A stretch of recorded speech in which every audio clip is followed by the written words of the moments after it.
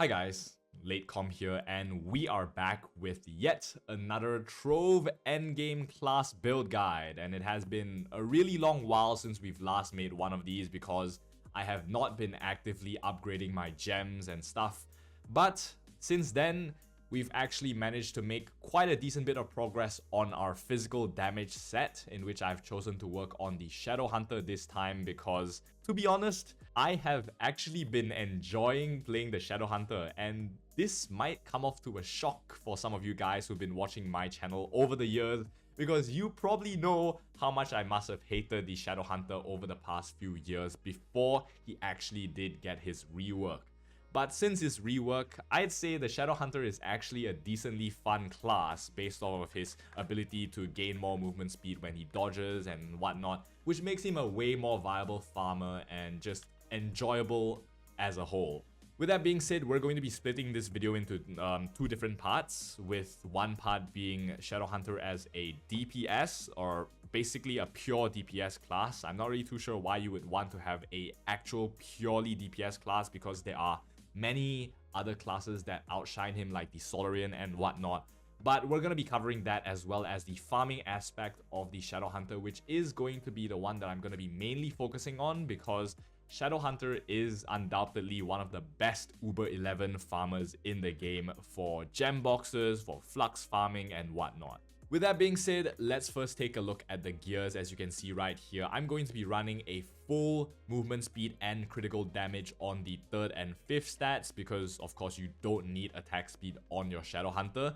But for the weapon, this might be a little different for some of you guys. Maybe you guys might need more energy regeneration rather than critical damage, and that's fine. If you don't have it on your Crystal 4 ring, then you can go get it on your Crystal Bow instead of your critical damage. But in order to maximize your damage, try your best to get crit damage on all 3 of these gears and only energy regeneration on your ring. So for the banner, as you can see right here, we're going to be using the Enshadowed Torch of Knotted Shadow, which will grant us movement speed, flash, and physical damage. Once again, if you still do have problems with energy regeneration somehow or other, then feel free to use the energy regeneration banner. I'm not really too sure what its name was again, but there was one with energy regeneration and physical damage, so you might want to have that checked out. And for the ally right here, I'm going to be using the Starwable ally, which is going to be from the star chart. Where's this bench right here? Let's head on over into this star chart. I believe it's under one of these sections. Yep, it is under this minor star of knowledge and critical, which is going to be under all of these XP gains and magic find section, in which I have prioritized because I really want to get as much magic find and as much XP gain as possible, so that I can farm more ships and farm more flux while I'm farming the dungeons. But of course, if you don't really need to use your Shadow Hunter as a farming class, you can always switch on over onto the Scorpius ally, in which also comes from the star chart right here. I believe it's under this light section, so you're gonna have to go through like 3 of these nodes in order to get there.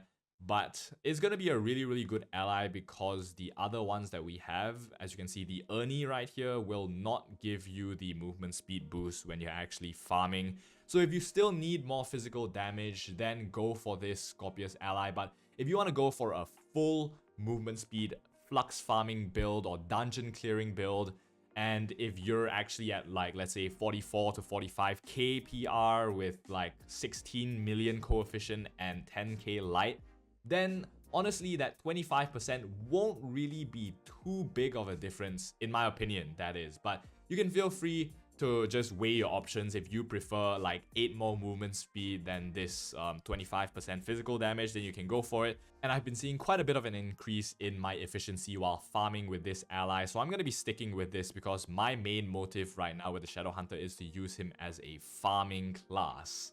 As for the food right here, as you can see, I'm still using the free-range electrolytic crystals, and the reason for why I still use this is because I don't really think there is going to be too big of a difference with the brand new food that you can find in the Angler's Grill once you actually have the node unlocked in the Pond of Power.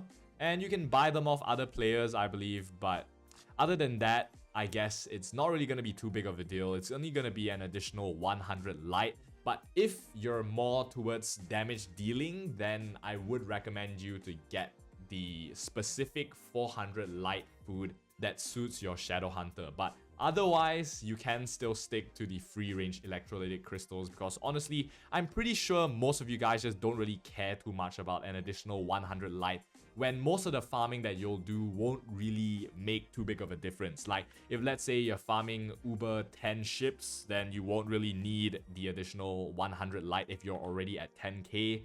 Same goes for farming normal Uber 11 dungeons. But if let's say you're farming Uber 11 waves and you want to clear like wave 17, wave 18 more quickly, then by all means go for the 400 light food. Now for the emblems, as you can see, I'm going to be using Trailblazing and the Martial emblem. These are going to be the two emblems that I believe are going to be the most efficient when it comes to farming dungeons for Flux, farming dungeons for gem boxes, because this is the main focus of my build right now.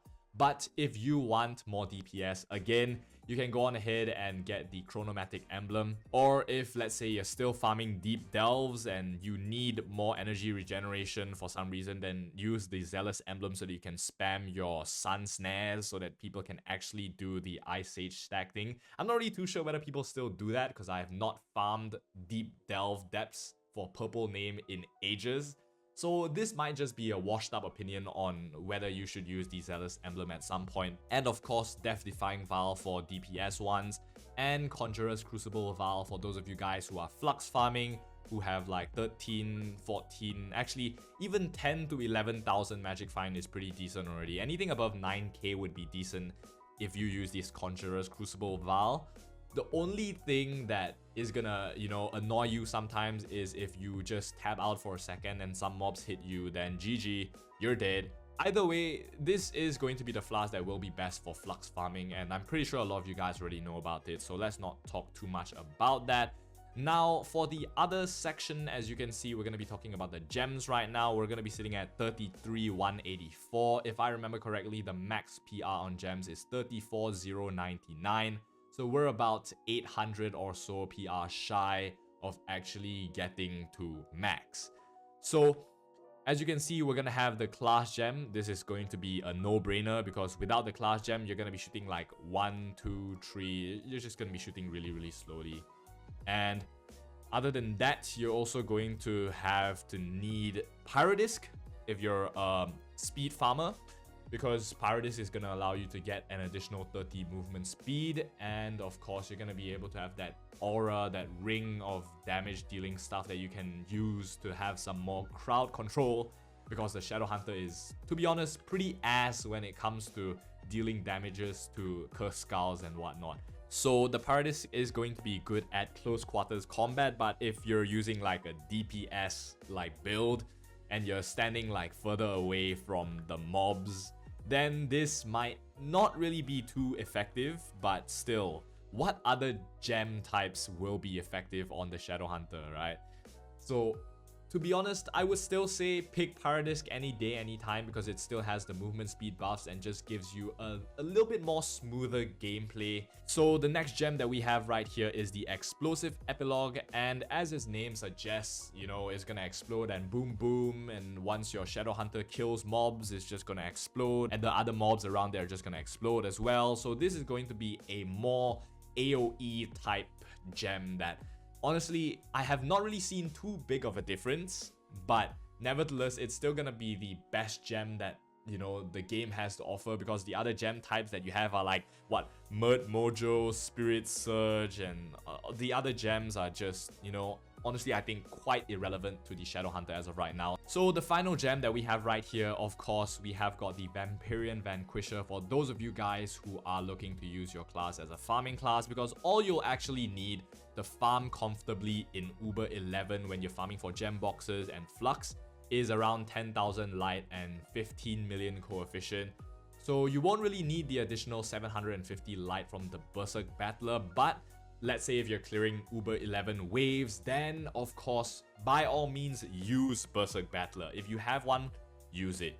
But we're going to be running the Vampirian Vanquisher because it gives you, I believe, 30 or 20 movement speed. I think it was 20 movement speed whenever you kill a mob. Or critical hit, my bad. So you deal a critical hit and you get additional movement speed, which is going to be the fundamental cosmic gem for any farmer out there. So if you are still struggling with damage in Uber 11 somehow, then the star chart is going to help you a decent bit if you have got constellation keys to unlock all of these bigger circles so that you can actually get more physical damage buffs. But other than that, I think you guys should be pretty well versed with how you should progress. If you've been watching the videos on our channel, how to increase your PR, how to pick better gems. So I'm just gonna leave that to you. And we're just gonna stop right here in today's video. Thank you guys so much for tuning in, and I will see you guys sometime soon. And as usual, peace out.